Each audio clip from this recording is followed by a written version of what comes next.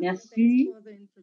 Merci de votre présentation et de votre invitation. Je m'appelle Susanna Harris et je suis gestionnaire de projet pour l'équipement photovoltaïque VDMA.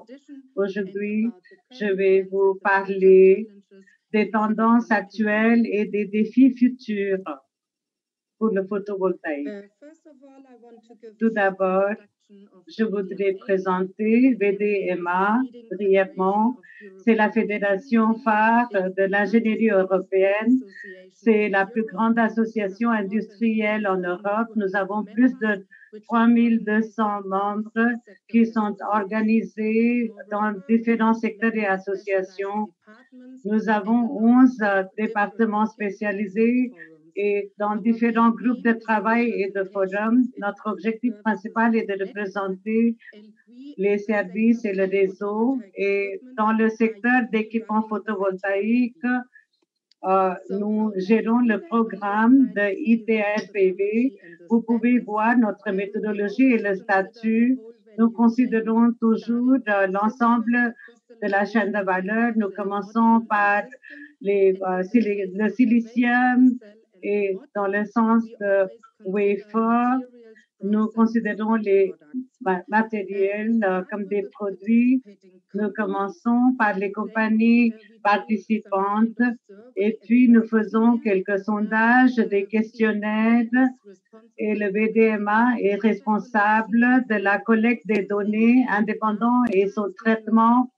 Après, nous faisons une division des données et nous préparons des publications qui seront discutées avec nos présidents régionaux de Taïwan, des États-Unis, de l'Union européenne, de Chine, de l'Inde. Après, nous publions la prochaine publication. Dans la 11e édition, nous avions plus de 57 contributeurs de l'Asie, de l'Europe et des États-Unis. Et vous pouvez voir dans le diagramme en bas à droite que nous avons eu beaucoup de fournisseurs d'équipements et de matériaux, mais aussi des fabricants de photovoltaïques et des consultants. Dans ma présentation, je veux tout d'abord commencer par notre courbe d'apprentissage et après ça, je vais vous montrer quelques chiffres de 2019 et je veux vous montrer des résultats. Je vais conclure avec une perspective et un récapitulatif. Ici, vous pouvez voir la courbe d'apprentissage en matière de PV en ce qui concerne et vous pouvez voir si vous comparez entre 2018 et 2019, nous avons une augmentation des expéditions des équipements PV et accompagné d'une réduction des prix. Donc, ce que nous avons appris au cours de l'année dernière, ça continue cette année également. Si nous comparons le monosilicium et multiples silicium, nous pouvons voir que dans les deux cas, la réduction des prix continue. Et si nous voyons de plus près la part du marché mondial, nous pouvons voir que le monosilicium a augmenté et domine. Aujourd'hui, nous avons une part de marché de 35 à 65% et cette tendance continue. Va continuer lors de la décennie prochaine. En ce qui concerne le ITRPV, en ce qui concerne le développement des wafers, vous pouvez voir les tendances pour le mono et le multi et nous voyons qu'il y a de nouveaux formats qui sont apparus sur le marché. Si vous voyez de plus près vers la droite le diagramme, nous voyons que le mono a un plus grand format. Le M2 qui était dans le courant principal les années précédentes va disparaître complètement d'ici à 2024. M1 va continuer à garder la part du marché, c'est possible. parce qu'il y a beaucoup d'utilisation pour cela.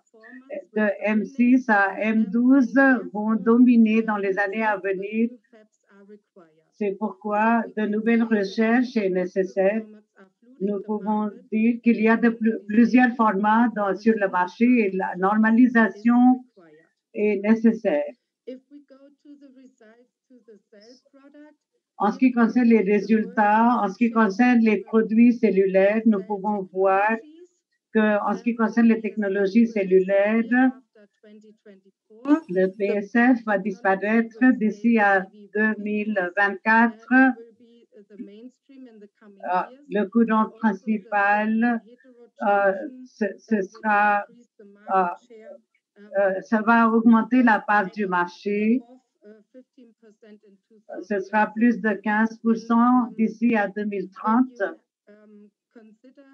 Quand nous considérons que PERC et Silicon Junction sont déjà créés, nous pouvons voir que ça va gagner la part du marché et ça va représenter à peu près 80% en 2030. Si nous voyons de manière plus approfondie sur les produits modulaires, nous voyons différentes parts du marché, des dimensions des cellules.